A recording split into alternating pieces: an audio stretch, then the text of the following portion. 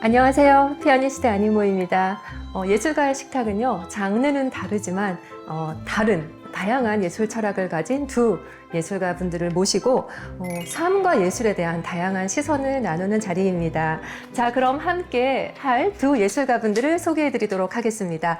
아마도 대한민국을 대표하는 시인이시자 또 대한민국 우리나라 사람들이 가장 좋아하는 시인이 아닐까 하는데요.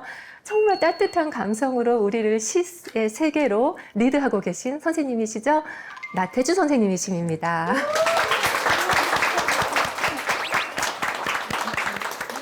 네, 선생님 어서 오세요. 네, 공주서 왔어요. 네, 오늘 이 자리를 위해서 아침 일찍 올라오셨다고요? 네. 날마다 일찍 일어났는데 오늘은 특히 더 우리 집사람이 빨리 가라고 해서 왔어요. 네, 그리고 또 예술가의 식탁을 위해서 아주 귀한 시간을 내주신 한 분이 또 계시죠. 세상에 없던 질문을 던지시면서 아주 뜨겁게 활동하고 계신 화가이자 우리들의 눈 대표이십니다. 엄정순 선생님 함께 해주셨습니다. 반갑습니다.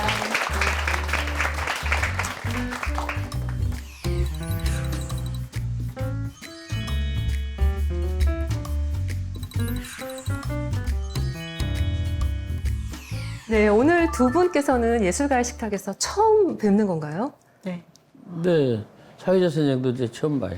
네, 저도 다 지금 이제 영상 매체에서만 계속 뵙고요. 이렇게 좀 처음 만나 뵙게 되었습니다. 이제 오늘 이 예술가의 식탁에서는요, 다른 장르 예술가와 이렇게 마주한다고 했을 때 기대되는 점이 좀 그래도 있었을 것 같은데요. 어떤 점이 좀 기대가 되셨나요?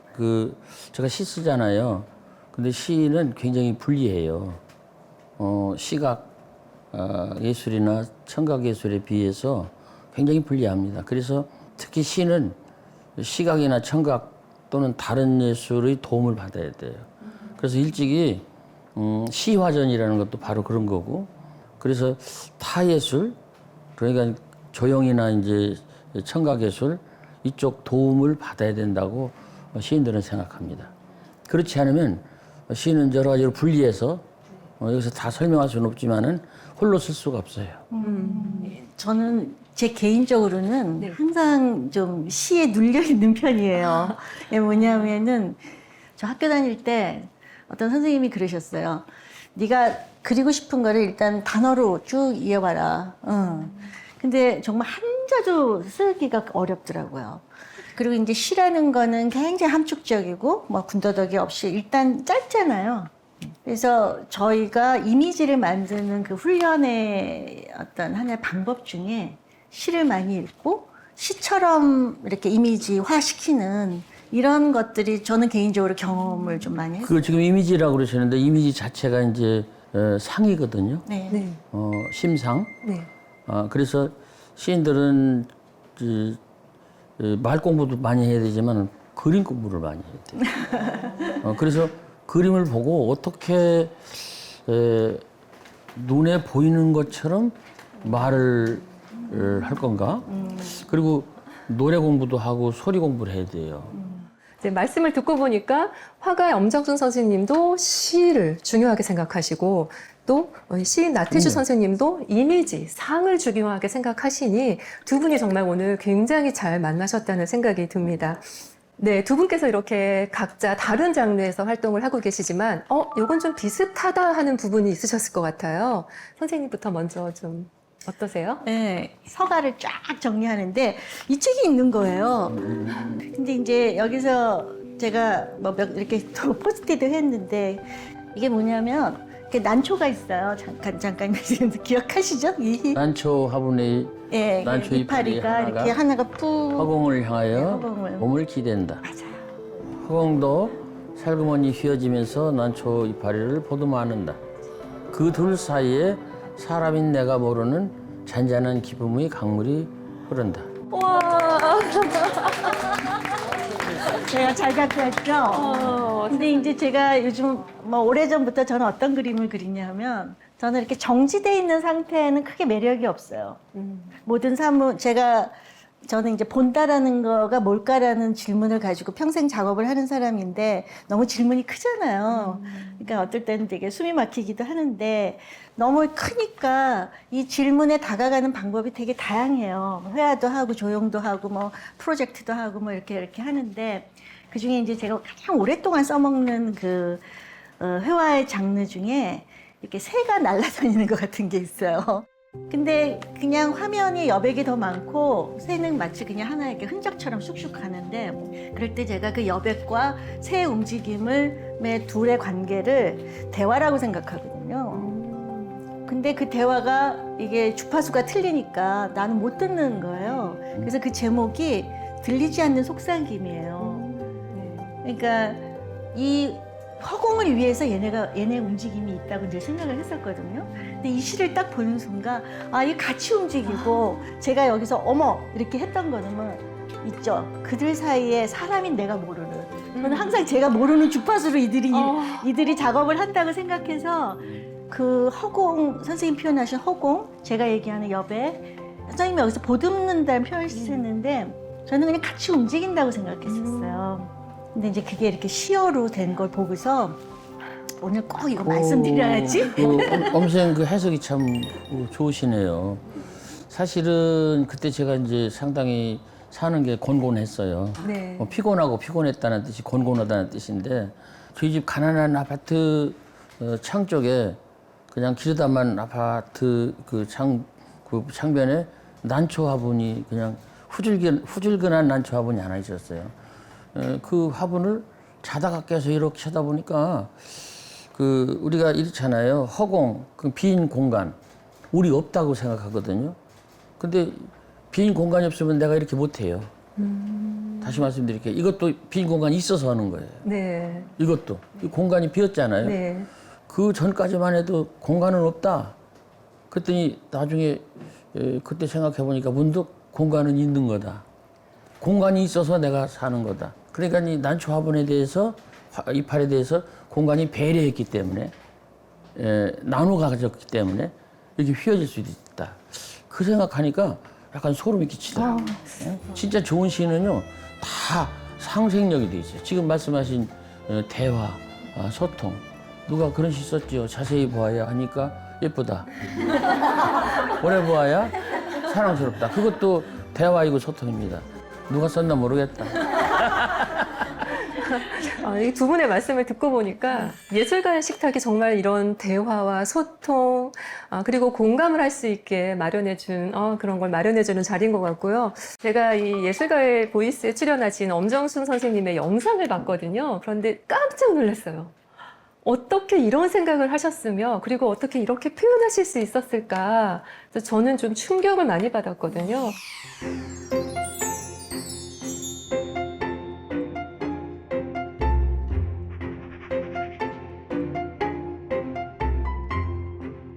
종이와 연필, 그냥 평범한 누구나 쓰는 일반적인 재료, 특별한 재료가 필요한 것도 아니고 특별한 티칭 방식이 필요한 것도 아니에요. 생각하고 질문하는 거죠. 그리고 그다음 느끼는 거예요. 느끼지 않으면 절대 창의력이 나오지 않아요. 나와 다른 눈을 써보는 거야. 나와 다른 신체를 한번 경험해보는 거고 나와 다른 마음을 경험해보는 거고 다른 시야를 경험하게 되는 거죠. 사실은 안경이라는 게 다 아시겠지만 잘 보려고 쓰는 거잖아요. 근데 이제 저는 거기서 쓸모를 없애봤어요. 이제 그런 컨셉을 가지고 굉장히 많은 사람들하고 이 프로젝트를 한번 해봤는데 제가 쓰고 얘기해도 될까요? 네, 궁금해요. 이게 잘 안 보이는 안경인데요. 어쨌든 시야를 방해를 하는 거죠. 근데 예쁘죠? 작품으로서 너무 멋있어요. 너무 멋있어요. 근데 이제 제가 이 아이디어를 낸 게 뭐냐면 제가 시각장애 아이들이랑 미술 이미지를 만드는 작업을 했어요. 다들 이제 미쳤다 그랬거든요. 근데 저는 어떻게 생각했냐면 이제 본다라는 게 되게 궁금했던 사람이기 때문에 그러면 안 보는 게 뭐야? 이제 이렇게 질문이 이어지면서 그냥 맹학교를 찾아가가지고 미술 시간을 제가 자원봉사자로 하겠다고 그냥 이제 덥석 받았어요. 그리고 애들을 이렇게 쭉 보니까 애들이 안 보이는 게 아니라 제가 이렇게 다 다르게 보고 있더라고요. 그러니까 우리처럼 이렇게 180도가 깨끗이 보이는 게 아니라 시야의 문제인 거예요. 이 머리의 사고의 문제가 아니라 시야에 방해물이 너무 많다 보니까 잘 안 보이니까 자꾸 부딪히고 어디 집중하기가 어렵고 그러니까 이제 그게 이렇게 장애로 인식이 되는 거지. 아, 이게 다르게 보고 있고 이 스펙트럼이 엄청 넓구나. 이제 이런 걸 하나씩 알게 되면서 이들도 충분히 이미지를 만들 수 있겠다고 생각했어요. 그리고 이제 가장 시각에서 멀리 있는 시각 장애인들의 눈을 한번 안경에다가 만들어 보자. 이게 이제 저의 컨셉이었는데, 자, 그럼 어떻게? 무조건 시야를 방해물을 엄청 넣어야 돼요. 네. 그래서 이제 온갖 이런 어디서나 구하기 쉬운 네. 재료를 가지고 너무 멋있게 각자 꾸미는 거예요. 사람들이 오랜만에 막 공작 시간처럼 하니까 너무 재밌어. 그다음에 이제 자기 안경에다가 제목도 달라 그러고 스토리도 붙이라 그러거든요. 근데 쓰는 순간 이 장식이 다 방해물이 되는 아이러니를 경험하는 거예요. 보기엔 너무 멋져. 그래서 이게 멋진 컴마 불편한 안경이에요. 네. 다 만들면 나와서 발표하라 그래요, 제가. 한 사람씩 그러면 당신의 안경은? 이렇게 내가 질문을 하면 제 안경은 뭐 무슨 안경이에요? 이렇게 얘기를 하는데 그 사람들이 이게 뭐라고 이걸 쓰고 평생 마음에 뒀던 비밀들을 다 얘기를 하더라고요. 저는 이 매직에 깜짝 놀랐어요. 아니, 밖을 잘 보라고 만든 안경인데 왜 자기 안을 보냐고. 이 안경이 뭐지? 네, 그러니까 선생님께서 말씀하신 걸 들어보니까 이렇게 본다는 것이 내 마음을 들여다본 거잖아요. 그렇게 돼버렸네요. 네, 그러니까 내 마음을 들여다보는 안경이 네. 되었네요. 이게 보다가 두 가지 용도로 쓰여요. 하나는 그냥 눈으로 보다 시각도 있지만 하나는 보조동사로 네, 해보다, 시험 삼아 해보다. 네, 해보다. 그런 뜻으로 그냥 행동을 해보다, 들여다보다, 들어보다, 맛보다, 알아보다, 만져보다 이렇게 다 만지는 것도 거기에 보다가 들어있어요. 그건 눈으로 보는 것보다도 만져보는 걸 시험 삼아 해보다, 우선 해보다 그런 뜻이거든요. 그래서 이 보다가 우리 삶의 행위 중에서 제일 천명으로 나가는 거예요. 그냥 혀로 맛보는 것도 맛보다 그러잖아요. 네. 맛을 보는 걸 미각을 한번 해보는 거예요. 시험 삼아서. 그래서 이 본다는 게 굉장히 중요하다고 나는 생각해요. 그렇게 하고 지금 안경 얘기를 하셨는데 언뜻 그런 얘기 들으면서 저는 타자의 시선으로 나를 보는 그런 것. 그게 나의 시선으로 나를 보는 게 아니고 그건 거울 보는 건데 네. 타자의 시선으로 나를 보는 것 굉장히 중요할 것 같아요. 그래서 그 이야기하다가 자기 비밀 얘기하고 울고 고백하고 하는 게 바로 자기를 둘로 만들어서 하나를 타자로 만들고 그 타자가 나를 이렇게 자아를 들여다보는 게 아닌가 그런 생각이 드네. 그래서 이 재밌는 시각이고 재밌는 시험이고 그 얘기 들으면서 또 생각이 드는 건 이런 겁니다. 우리말에 내명하다라는 말이 있어요. 내명. 네. 그러니까 밖이라는 의자가 있는데 아니라는 내자가 있어요. 신뢰할 때. 네. 그리고 밝을 명. 안이 밝은 거예요.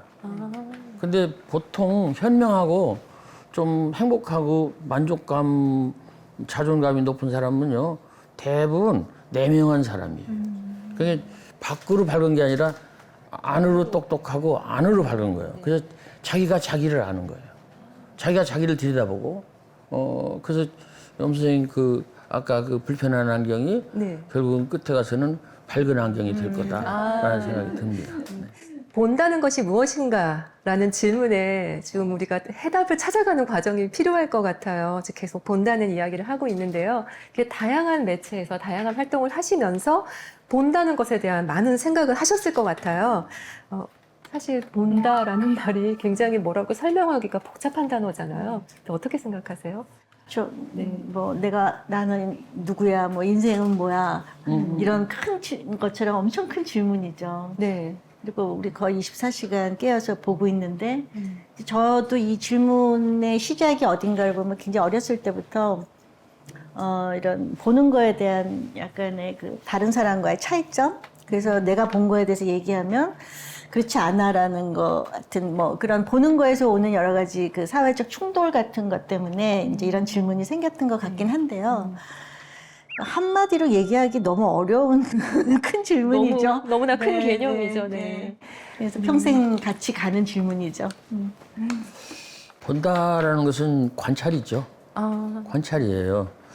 우리가 관찰을 잘 못하면 좋은 걸 놓칩니다. 관찰을 해야 돼. 관찰이라는 것은 이렇게 들여다보는 거예요. 그리고 살피는 거예요. 그러니까 수직으로 들여다보고 수평으로 살피는 거예요. 이 두 가지를 해야 돼요. 그렇게 하면 내가 보물을 찾지 않을까? 그냥 줍는 것이다. 길거리나 사람들 사이에 버려진 채 빛나는 마음의 보석들. 이게 제가 쓴 시라는 시입니다. 그러니까 이 시인들한테 제가 얘기를 하는 거예요. 우선 잘 봐라. 네 자신을 잘 보고 주변을 잘 보고 그냥 건성건성 보지 말고 그리고 들여다보고 살펴봐. 아주 중요합니다. 그거는 과학자만 학생들만 하는 게 아니라 우리들이 그걸 해야 돼요. 행복이 어디 있나 살펴볼 필요가 있어요. 또 있어요. 오래 보아야. 그 두 가지로 보는 거예요. 자세히 보고 오래 보고. 이 관찰에 대한 얘기입니다. 그래서 아는 것 앞에 나가는 게 본다는 거라고 나는 생각해요. 말이 맞지는 않겠지만 나는 봄이라는 말도 보다에서 오지 않았을까? 눈 녹았다 보자, 꽃 피었다 보자, 구름 새로 생겼다 보자, 그러지 않았을까? 그래서 본다는 건 우리가 살아있다는 겁니다. 선생님께서 본다는 의미를 이렇게 설명해 주시니까 저 갑자기 정말 다른 많은 생각을 더 하게 되는 것 같아요. 근데 이참에 선생님의 시 풀꽃에 본다라는 이제 단어가 계속 나오고 또 많은 분들께서 이 시로 위로를 받으셨잖아요. 이제 이참에 관객분들을 위해서 나태주 선생님의 풀꽃 낭송을 좀 부탁드려도 될까요? 풀꽃. 네. 자세히 보아야 예쁘다. 오래 보아야 사랑스럽다. 너도 그렇다. 를 짧지만 썼습니다.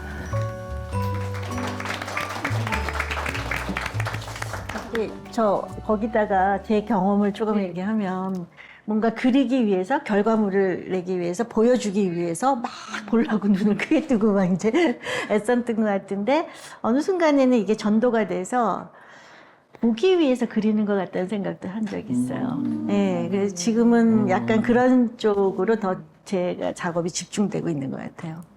선생님께서는 정말 감각을 굉장히 중요시하게 생각하는 것 같아요. 보기 위해서 그린다라는 말씀 굉장히 와닿네요. 근데 두 분께서 서로에게 좀 궁금하신 점은 없는지 두 분이 어쩌다가 또 오늘 이제서야 만나셨는지 하는 생각이 드는데요. 엄정순 선생님께서는 오늘 나태주 선생님 뵙고 좀 질문 있으실까요?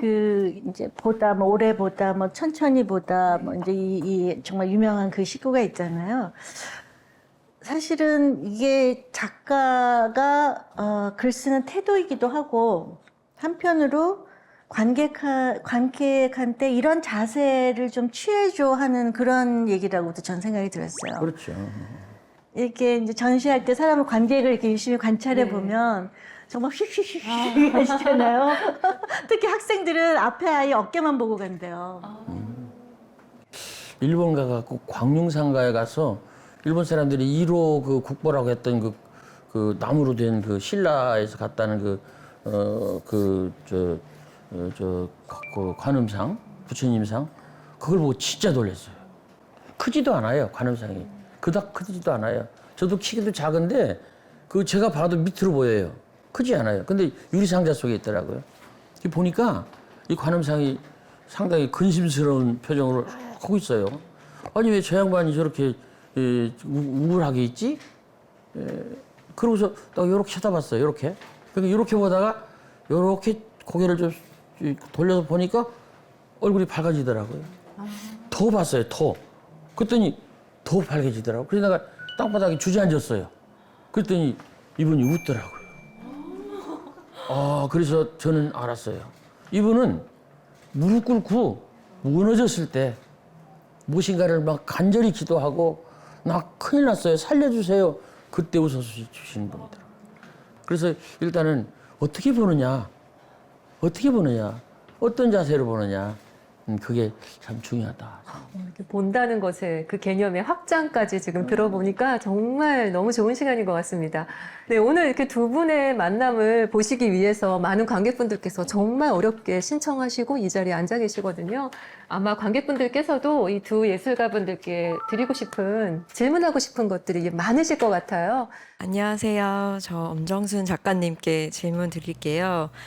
개인적으로 시각장애인이 좀 즐길 수 있는 미술에 대해서 관심이 많아서 혹시 작가님의 작품은 그런 어떻게 즐길 수 있을지 좀 궁금합니다. 시각장애인이 갈 수 없는 데가 뭐 다 아시겠지만 크게 보면 특히 문화공간에서는 세 군데죠. 영화관. 영화가 영화, 맞았어요. 그렇죠. 예. 그다음에 미술, 미술관 미술. 당연히 시각적으로 세팅된 데. 그다음에 이제 도서관 뭐 아니면 서점 뭐 이런 쪽이죠. 그러나 미술 전체를 이해하지 못하는 대다수의 사람들이 다 사실은 미술의 입장에서 보면은 다 초보자고 그 문턱이 미술의 문턱이 굉장히 높게 느껴지는 사람들이에요. 그래서 꼭 시각 장애인뿐만 아니라 그런 어떤 관객이 좀 들어올 수 있는 그리고 이제 만지려면은 엄청 가까이 가는 거잖아요. 그렇죠. 그런 경험 있으세요? 어떤 큰 작품에 이렇게 거의 일부 대씩 가까이 가보신 경험? 굉장히 가슴이 굉장히 벅차요. 그럼요. 네. 조심도 있지만 조심스러워서, 벅차요. 그래서 현대미술은 그냥 너무 다양하니까 관객한테 이 정도의 그 서비스를 해줘야 되지 않아? 하는 그런 마음도 있습니다. 저는 말씀 듣고 보니 아까 그 난초와 나 사이의 공간. 딱 맞아요. 그렇게 또 연결이 아, 되는 것 같아요. 자, 그러면요. 또 다음 질문 받겠습니다. 네, 안녕하세요, 선생님. 네. 우리가 인생을 살아가다 보면 마음은 조급한데 내 자신이 무력하게 느껴지는 감정이 저를 덮쳐오는 경우가 많았습니다. 혹시 선생님께서도 인생을 살아오시면서 또 작업을 하시면서 그런 무력감을 느끼신 적이 있으신지, 또 어떻게 극복하셨는지, 또 어떻게 예술이 우리를 또 위로해 줄 수 있는지 이런 이야기를 듣고 무력감이라는 싶습니다. 게 그게 뭐 심하면 배터리가 이제 방전돼서 이제 아주 바닥난 거 아닐까요? 나는 그 부족한 것을 채우는 게 내 인생이었어요. 키도 작지요, 학력도 짧지요, 집도 가난하지요, 시골에 살지요, 자동차도 없지요. 이런 것들이 다 부족했어요. 그렇음에도 불구하고 나는 끝에 가서는 나쁘지 않았어요. 그러니까 무슨 소리냐면 이런 거죠. 나의 마이너를 메이저가 될 때까지 내가 기다리고 참고 오래 그걸 한다. 바뀌질 때까지. 그리고 제일 중요한 거는요. 놓고 싶다고 생각이 간절할 때 놓지 않는 것이 중요해요. 부디 놓지 마시고 힘들어도 숨이 턱에 닿아도 숨을 쉴 수만 있다면 쉬면서 가다 보면 진짜로 편안하게 숨 쉴 때가 있지 않을까? 나 자신이 나를 너그럽게 볼 때가 오지 않을까? 좀 더 기다리시고 가보시고 견뎌보시라. 미안해요. 좋은 답이 아니어서. 인생이 멀어요. 끝까지 잘 가시기 바랍니다. 고맙습니다. 네, 이렇게 문화예술 교육이 주는 따뜻한 힘과 응원 정말 중요하고 소중하죠. 네, 여러분들께서 계속 응원해 주시고 또 문화예술이 주는 향기 계속 많이 음미하시고 누리시기 바랍니다. 함께 해주신 여러분 감사합니다. 우리 예술가의 식탁에서 또 계속 만나 뵙겠습니다. 감사합니다.